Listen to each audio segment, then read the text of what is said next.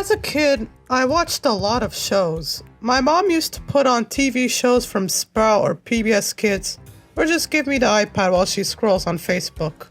No, not like those iPad kids nowadays. This was back in 2013 BC. There was no skibbity toilets and mewing. We had Smosh and Kids TV 123. Anyways, I wanted to look back on the shows I have watched, so let me tell you a few. The first one is Pajanimals. This show is about making your dumbass kids sleep by using lullabies and singing songs to make them sleep. It was a weird show, but I watched it because I had nothing else to watch.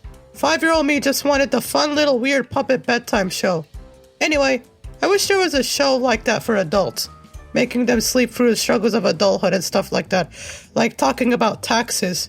Wait, that would make them have a nightmare instead of a good dream. Anyways, 7 out of 10 show, liked it a lot. On to the next show, Flugals.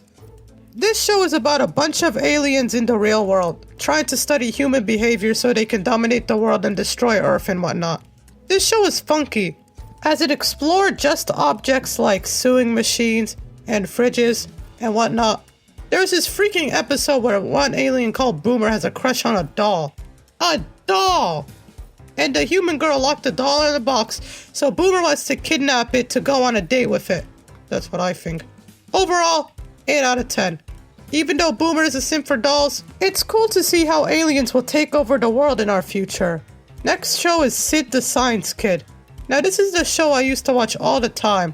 My mom also loves this show, as it kept me quiet the longest. It talks about science, hence the name Sid the Science Kid. It had episodes where Sid tried to stay up all night, or him making homemade wings so he can fly. If a real life kid would do that, he would have a concussion and be in the hospital. Or be dead if it's high enough. Anyway, this show gets a 9 out of 10. We have watched it a lot in kindergarten class, and it was a show that parents and kids all love. Next up is Cyberchase. This show apparently is about 3 kids who are protecting Motherboard against a hacker so he wouldn't infect the computer and whatnot. First off, how is this show still running? Are they on Windows XP or something? Like, a computer have this crap of an antivirus? They need to upgrade their operating system. And they are still learning basic math?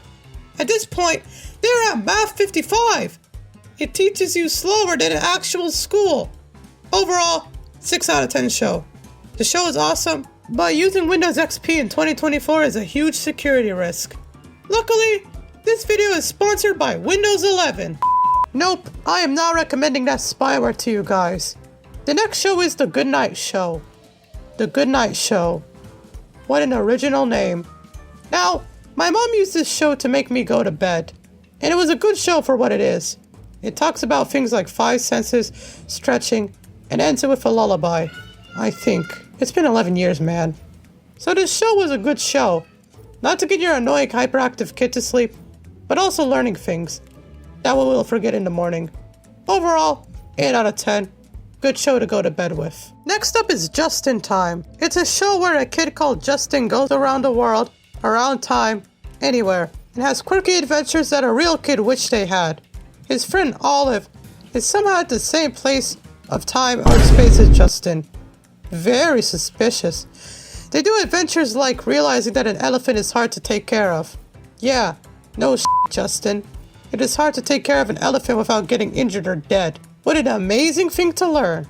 Overall, the realism of the show is debatable to say the least, but it was entertaining, so a solid 6 out of 10. Just don't decide you want to have a pet elephant. Now for the last and final show, Daniel Tiger's Neighborhood. Now I watched this show a lot as a kid, and for good reason. It was a good show. It teaches us about emotional intelligence, empathy, and to be a good person.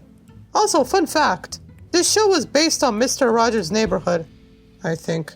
Tell me in the comments if I'm wrong. And while you're there, subscribe too. And that was my trip down Children TV Show Lane. It was fun to revisit these old gems of TV shows, as it made me grateful that I had good shows instead of brain rot the kids watch nowadays. Hey guys, thanks for watching another video of mine. There's a lot of shows I forgot to mention, so if you like this video, there can be room for another sequel because I watched a lot more shows than these ones right there. Also, there are some weird names for shows, Like, there's this one called Franny's Feet, and that's the weirdest name of a show I've ever heard of in my life. Like, no offense to the writers, but was Dan Schneider in on this? No offense to anyone, but I think that's a good conspiracy theory to lie out on. Anyways, talk to you later. Bye-bye.